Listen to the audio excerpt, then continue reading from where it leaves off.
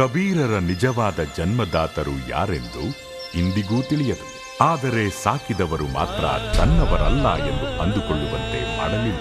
ಇಂತಹ ಮುದ್ದಾದ ಮಗುವನ್ನು ಇಂತಹ ಸ್ಥಳದಲ್ಲಿ ಬಿಟ್ಟು ಹೋದ ಕಟುಕರಾರಪ್ಪ.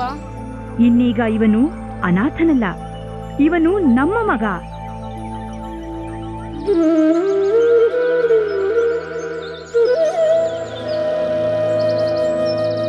ಧರ್ಮದ ಬಗ್ಗೆ ಅಪಾರ ಅಭಿಮಾನವುಳ್ಳ ಕಬೀರನ ಪತ್ನಿ ಲೋಯಿಗೆ ಕಬೀರ 3 ಹೊತ್ತು ರಾಮ ಜಪ ಮಾಡುವುದು ಮುಜುಗರ ಉಂಟು ಮಾಡುತ್ತದೆ.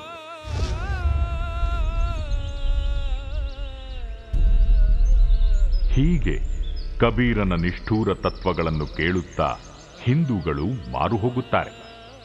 ಮುಸ್ಲಿಮರು ಸಹ ಕಬೀರರ ಬಗೆಗಿದ್ದ ತಮ್ಮ ಅಭಿಪ್ರಾಯವನ್ನು ಬದಲಿಸಿಕೊಳ್ಳುತ್ತಾರೆ. ಕಬೀರರು ತಮ್ಮ ಉಪದೇಶಗಳಿಂದ ಹೆಚ್ಚು ಜನಪ್ರಿಯಗೊಳ್ಳುತ್ತಿರುವಂತೆಯೇ ಶತ್ರುಗಳು ಹೆಚ್ಚುತ್ತಾರೆ. ಇವನದು ಅತಿಯಾಯಿತು, ಹಿಡೀರಿ ಅವನನ್ನು. ನೀನೆಯೋ ಕಬೀರ? ಹೌದು, ಭಕ್ತಿಯ ನೂಲುಗಳಿಂದ ಭಜನೆಯ ವಸ್ತ್ರ ಮಾಡಿ ಭಗವಂತನಿಗೆ ಅರ್ಪಿಸುತ್ತೇನೆ. ಅವನಿಗ